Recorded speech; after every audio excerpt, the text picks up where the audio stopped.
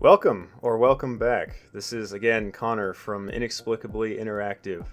Much thanks to everyone who subscribed and left some kind words for us on that last video. I have for you today another showcase of some neat material tomfoolery from our recently released puzzle game, Soothe. If you haven't seen our last video on the phase wall, maybe consider checking that one out as well.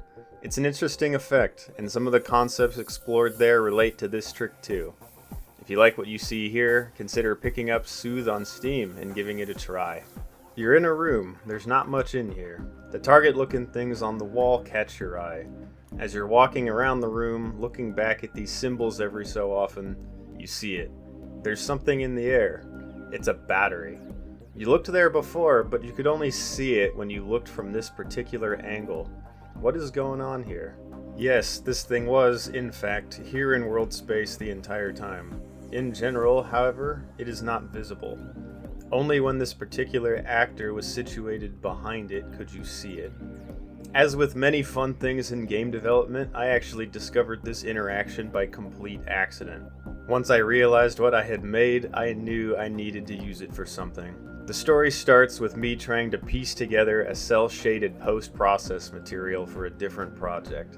The post-process gets put over everything in the render queue at the end to easily change how it all looks. I was following a guide by Matt Asplund in order to do it, which I will again pin up in the corner. The makeup of this post-process is not specifically important for the perspective trick, but there is something here that causes it to happen, and it's at the end of the completed graph. This is an if node, taking two inputs in and choosing between them depending upon a greater than, less than, or equal scenario. The two inputs here used are two different uses of the scene texture node. Scene texture, scene depth, returns a value indicating the depth of a material's pixel to the camera plane, where the player is looking from. Scene texture, custom depth returns the same, but only from the custom depth pass of rendering. Normally, when basic things are rendered in-game, they come through in the base pass, which is what scene depth gives us. But anything given the custom depth render pass attribute will instead be rendered in a separate pass after the base pass, which is what custom depth gives us. Matt Asplund's video explained that he used this technique to allow him to place the self-shading effect only on specific objects within the scene as opposed to all of them.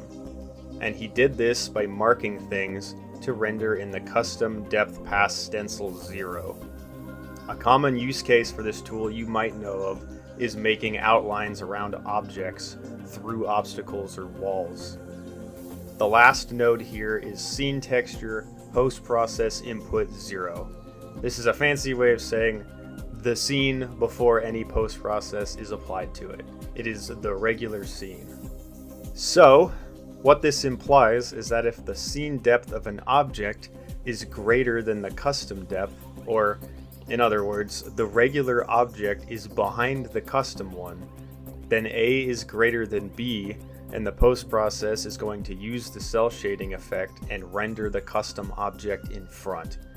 If the custom depth object is behind the regular one instead, then A is less than B, and it's going to pass through the regular unaltered view.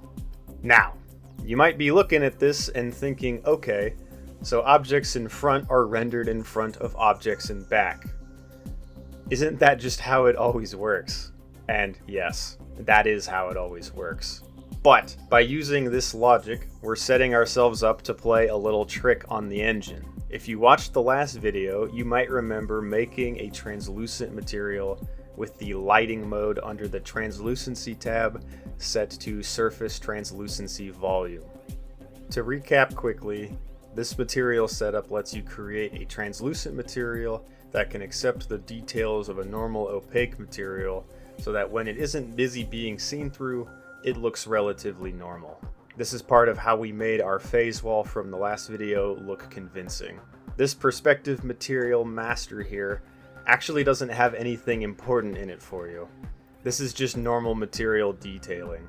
The only genuinely important detail here is the fact that the material remains translucent. Why is this so important? Remember how I said before the game has a base pass for rendering basic objects? There is another, the translucency pass. The translucency pass is separate from the base pass. Things that are theoretically see-through need to be rendered after the base pass so that you could, see through them. Like glass, for example. Guess which material node doesn't return anything in the translucency pass? Yeah. So, as far as this post-process material is concerned, anything with a translucent material on it doesn't exist. Therefore, any object with a custom depth pass enabled on it will return a depth that is closer than the next closest base pass object behind it, the wall in this case. Because of that, the post process will manually render the target ahead of the battery.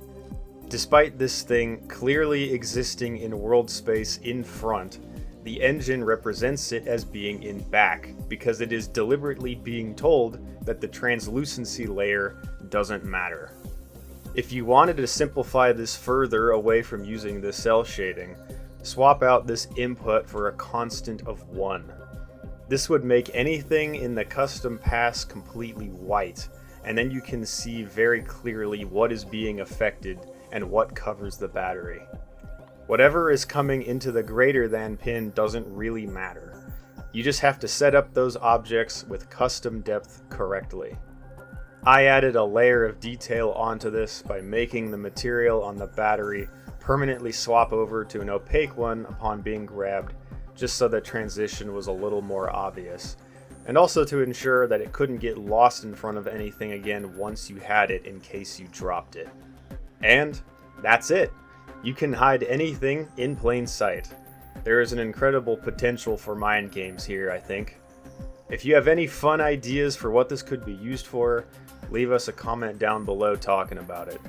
Until next time, this is Connor with Inexplicably Interactive.